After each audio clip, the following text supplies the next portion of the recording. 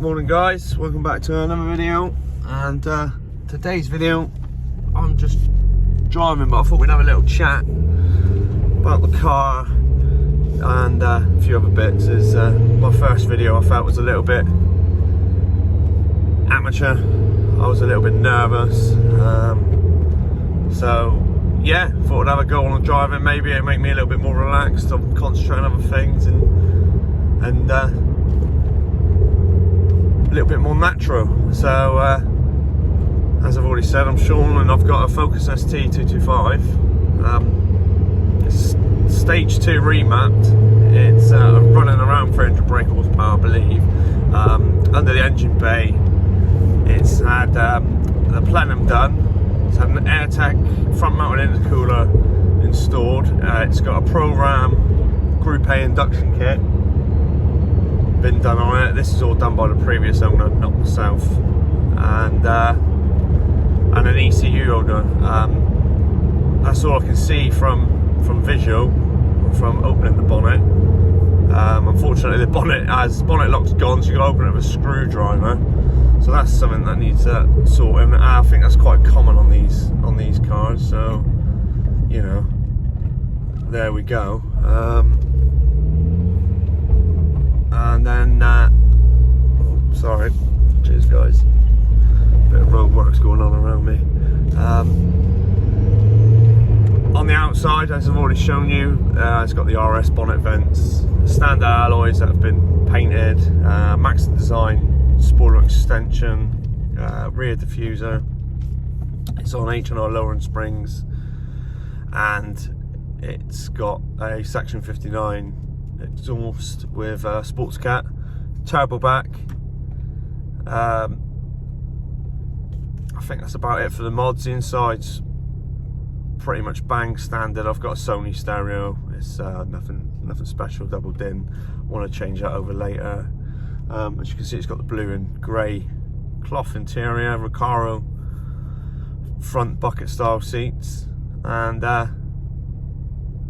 yeah, I've had it for just over a month. Really enjoy driving it. It's a second car. It's somewhat of a toy.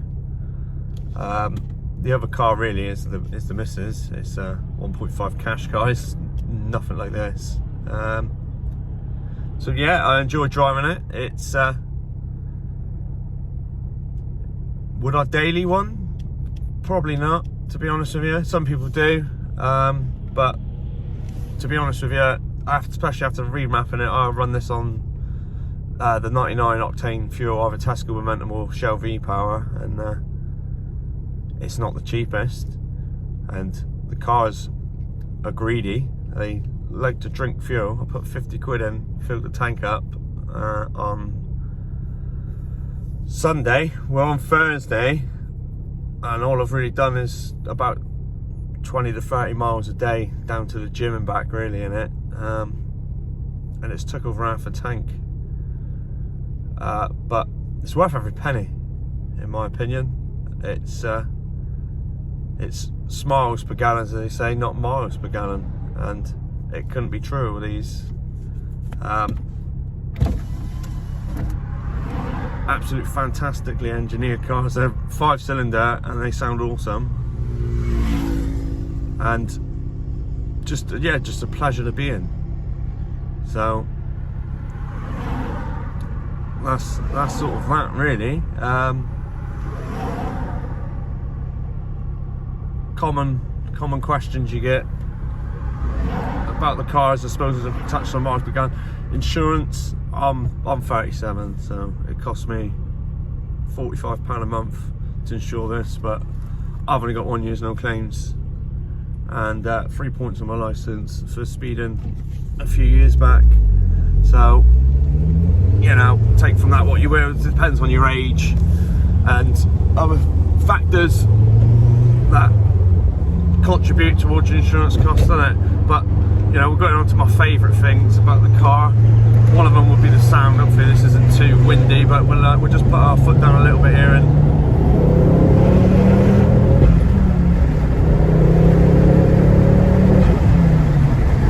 the sound of the engine is just absolutely absolutely awesome. I don't even care about having music on in this car, which says a lot for the engine and the noise. I think could be wrong, it sounds like it's got a wastegate, but the sound of the turbo flutter and the little air releasing when you change gear is beautiful, and it's just got such lovely sound. The note to the car, it just pulls, it pulls and pulls and pulls. It's great for that. A negative to that is the torque steer. I think most people know about that if you own one, but you do sort of need to hold on and make sure you're controlling the car, because if you're sort of a little bit lax with it, it will catch you out. It did it to me the first week I had it, just sort of leaning forward, resting, put my foot down, turbo kicked in, torque steer, oh sugar, there we go, we're pulling to one side, so you know, but it's not a massive big deal really, to be honest with you. You know it's coming, you can prepare for that. Just an angry car, but it's great fun. I've enjoyed every minute of owning one, and there's so many bits you can do to them to make them faster or nicer inside, and so I've got lots lined up for the car, which is nice. Keeps you interested in the car as well, doesn't it? If you're thinking about buying one, all I will say is when you test drive it, or if the other person test drives it to you, feel out for any vibrations that isn't obvious from the road from having it lowered or something, because when I bought this one, the drive shafts were gone and I didn't realise, so you know, I've gotten it and I've driven it, and then the next day in the lower rev range going around corners and stuff, it was really vibrating. It turned out my drive shafts were gone, and you don't want to replace drive shafts with anything other than originals, and that costs you a pretty penny. All told, including fitting, it cost me £875 to have it fixed. So thankfully I got the car at a good price, and if I'm honest with you, it's probably the best £875 I've ever had to spend on a car, because it transformed it. It's ever since that's been done, I've completely loved the car. So it does make a big difference, but they are known, it's a common fault. I think it's the amount of power that goes through the drive shaft, you just tear them to bits. So another tip would be, if you're going to get one, don't floor it in first. Again, you're just going to tear up the drive shafts. You want to just have it nice and steady, pull off, and then sort of from 20 mile an hour upwards, stick your toe down and enjoy it. Yeah, some other things that I really like about the car, are back to sort of engine noises and stuff, is the exhaust system and the little gurgles and pops and bangs that you'll get from the car when you're just chilling out, and see if we can get it to do a bit. So it's fairly warm. This should do a little bit of burbly noises for you in a minute.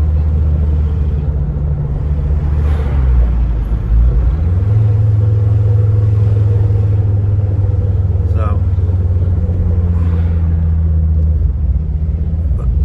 there we are, a little pop in that, but there's also a little trick you can do with the cars, which I really like, if it's warmed up enough, is you go to around about 2,500 revs, you stick the clutch in and feather the throttle, and there you go. A few pops and bangs. It's great when you're going through a tunnel or like an echoey place, and then just pulls, just goes. It's just sort of, I'm gonna have to do a 0 to 60 run on this at some point, somewhere safe, get it filmed. I think that'd be interesting. And I mean, at the factory, these cars were 152 mile an hour top speed, which is great, really, for what it is, for a hot hatch.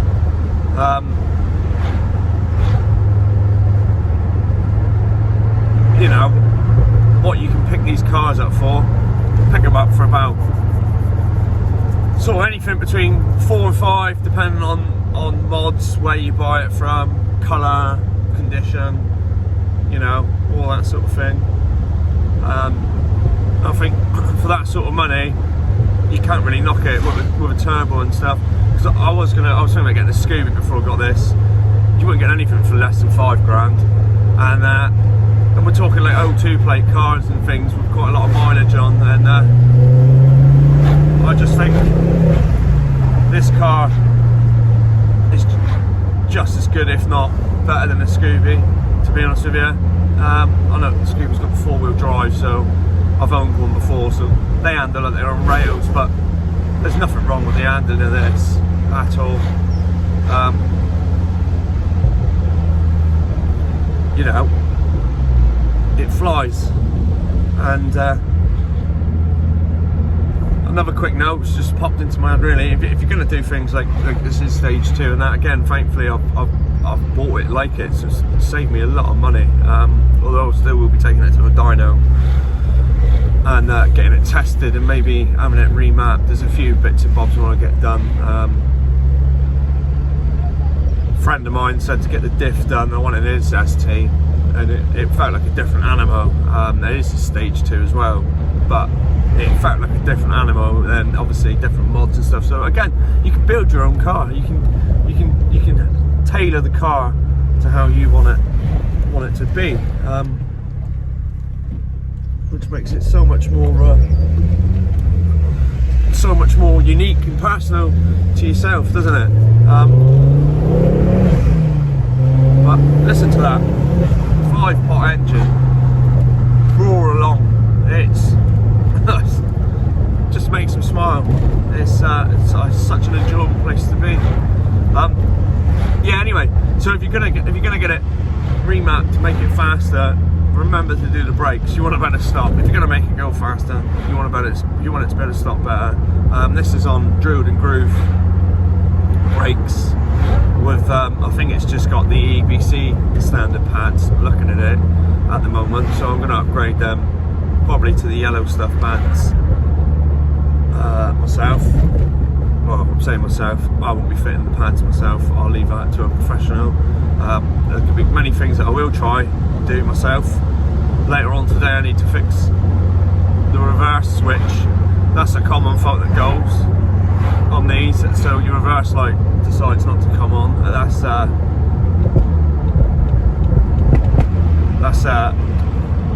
£11 part and probably about 3 hours of your life gone. I don't.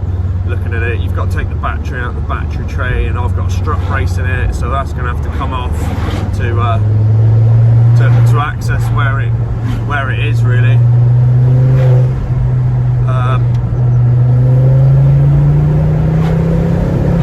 So yeah, that's going to be a bit of fun.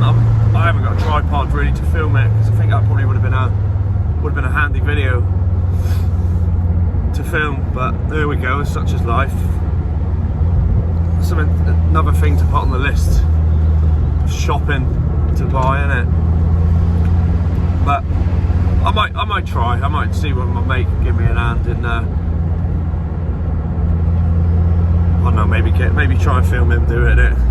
Just show you guys how to do it, because it'd be handy. Silly little things like that are always handy, aren't they? To film. It's a beautiful day, yeah, to be honest with you. It's absolutely fantastic. Yeah, I'm just off to the garage because where I had the drive shafts done, the seal where the drive shaft goes into the gearbox is got a leak in it.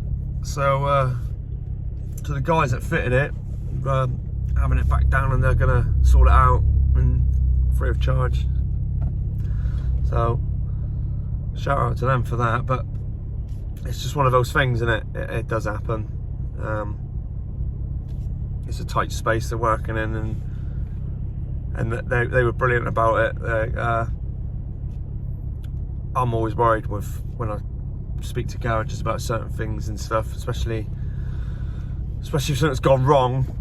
You feel like they might think you're knocking their work, or they're going to get funny. And I was, a bit concerned that they might try and sort of accuse me and say it's to do with me. And they're brilliant. They said, nope, fine, get it back down here. We'll sort it out. It's nothing to worry about as such. It's a small little drip, so you can drive the car for a second, but we'll get you in. We're working around you, and it just happens sometimes the way it goes in. You only need a tiny little sort of hole, and it'll find its way out. So I just had a little oil patch just underneath it was on my passenger side, so just underneath my passenger side tyre, and I touched it, and it was obviously oil, because it's gearbox oil is what it was. So that's where we're off to get that sorted now. So I thought do a little video, have a little chat,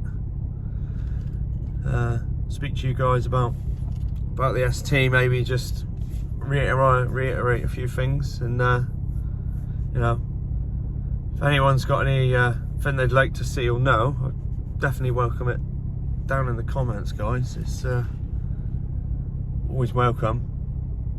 A bit of engagement is what we want, and I know what you guys think of the car. I was tempted to do something like Jack McNeil's sort of series of where he took the Micra and the guys built it for him. They give him suggestions and stuff, and I thought that might be quite cool on something that's not cheap, and you can do stuff with, but a lot of it's been done. And to be honest with you, I don't want pink flames down the side of my blue Focus, if I'm honest. So went against it. But I'm always open to suggestions and stuff of mods. Maybe you guys are watching, have had one or got one, and think, oh, I did this to mine and it was awesome, or I did this to mine and it was all crap, and so warn me away from things and stuff. Maybe, like I said, have you say. I want to listen. So yeah, we just there we go.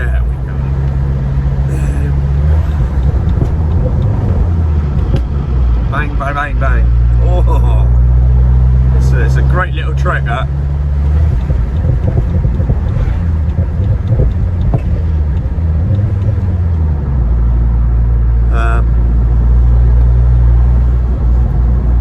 Yeah, so like I say, there it is. I just thought I'd have a little quick video while I'm driving, have another little go at telling you about the car.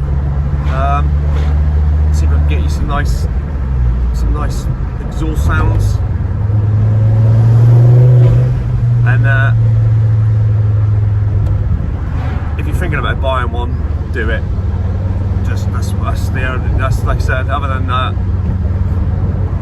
than the drive shafts, if you're thinking about buying one, do it. In fact, if you're thinking about buying one and you're watching this video and you're in the early part of 2021 and you're thinking about buying it, go over to GCM, George's Car Media, and check out his buying the Focus ST guide, because it's absolutely top brass. It's a really well put together video, like so much better than this. Yeah, if you're thinking about buying one, honestly, I highly recommend them. I think they're such great cars. If you live somewhere that's not too far for work and stuff, you can daily it.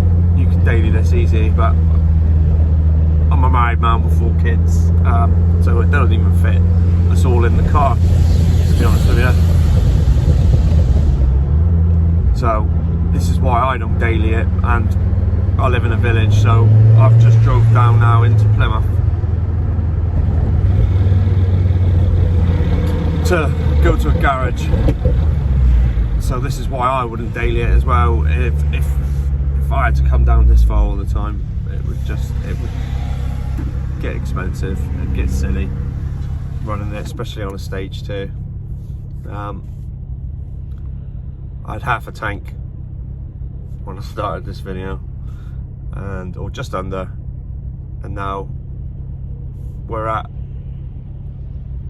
halfway between a quarter and half a tank, so we've used 1/8 of a tank while driving. And as you can tell from the video, I've not floored it like constantly. I've not driven it like a plonker, but it is running on 99 octane fuel. It's a performance car at the end of the day.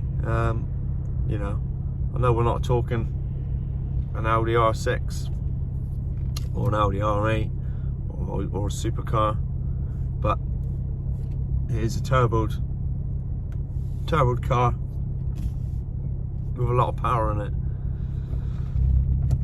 So if you're buying that for that, reason, you're not buying it for the fuel economy anyway. To be honest with you, perfectly comfortable to drive. Just a pleasure to be in. It does turn heads, and yeah, I'm glad I've got it.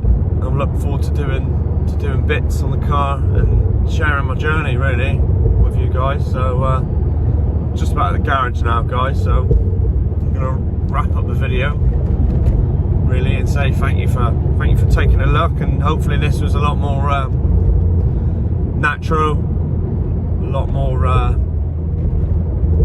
more easier to view, should we say. I felt a bit awkward watching back my first video, but you've got to learn. And